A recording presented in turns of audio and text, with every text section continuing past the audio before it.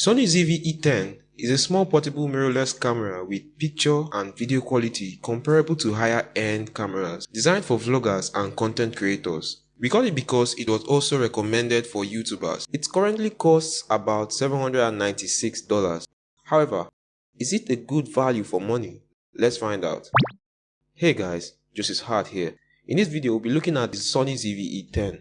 But before we proceed, inside the box you'll find some startup and reference guides, a mic windscreen that will be attached to the windscreen adapter, the camera battery, an AC adapter for charging, a USB-C cable, some power cords, a shutter strap, and the camera.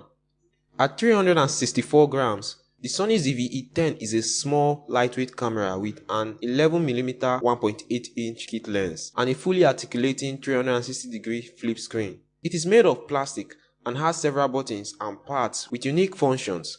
At the top, there's a multi-interface shoe where you can attach the mic windscreen to prevent wind noises when recording.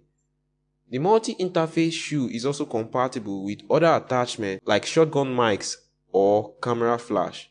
Beside the multi-interface shoe is a built-in 3-directional stereo mic for audio capture. Next to the mic is an on-off switch, the record button to begin video capture, and the background defocus button, which turns background blur on or off. Right in front of the record button is a picture shutter button with a zoom rocker around it. Behind the on-off switch is a button that toggles between still images, movies, and slow or fast video recording. Next to it is a knob you can use for navigating the menu and media sections. At the back of the camera is a multifunction dial, the menu, function, media and trash button, which also functions as a product showcase button. It has several ports, a microphone jack, a micro HDMI port for external display, a headphone jack for live audio feedback, and a USB-C port for media file transfer, webcam streaming at 720p, and charging. The battery and SD card slots are located at the bottom. Speaking of the battery, I discovered the battery lasts a decent amount of time. The ZV-E10 is said to work up to 95 minutes, recording in 4K or for a total of 440 photos. I haven't had any reason to use it for that long. However, if you're a vlogger or long-form content creator, you might want to get additional batteries or connect it to charge while using it. When it comes down to the specs and features, the ZV-E10 supports 4K video recording at 24 and 30 frames per second. The high quality 4K video downsampled from 6K is quite impressive. It has a 24 megapixel APS-C sensor and a Bion X processor with back illumination, which can give you brilliant looking night shots. The autofocus is also very impressive. It has both human and animal eye detection and instantly focuses on the object or subject for photos and videos. You can easily track a subject by tapping on it on the screen. It has a continuous shooting rate of 11 frames per second with autofocus and auto exposure, with 14-bit raw final output for better photo editing results.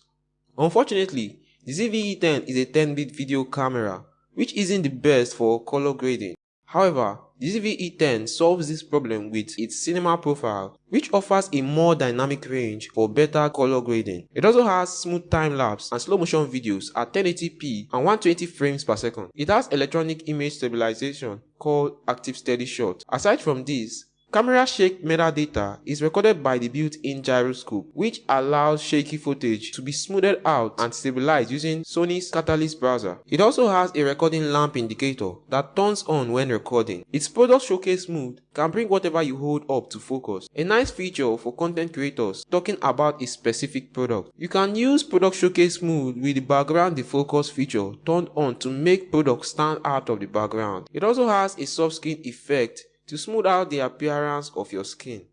The Sony ZV-E10 is an excellent camera for professionals and beginners looking to take pro-level photos and videos, but it's not perfect. The LCD screen resolution is poor and doesn't support touchscreen interface except for touch to focus and track. The battery life is not necessarily the best for long shoots, which may not favor vloggers and long-form content creators. It only allows for 720p streaming resolution, has no electronic viewfinder, is uncomfortable on the hand, and the rolling shutter problem may ruin fast-paced shots. However, it is a great budget camera with extensive features like background defocusing, smooth skin, product showcase mode, fast autofocus, image stabilization, live streaming, interchangeable lenses, S-Log 3 support, 4K video support, among other things, making it a good option for content creators in general.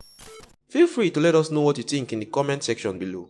Hit the like button if you found this video helpful, and if you haven't already done that, subscribe and hit the bell icon so you don't miss any of our videos. Thanks for watching. Bye bye.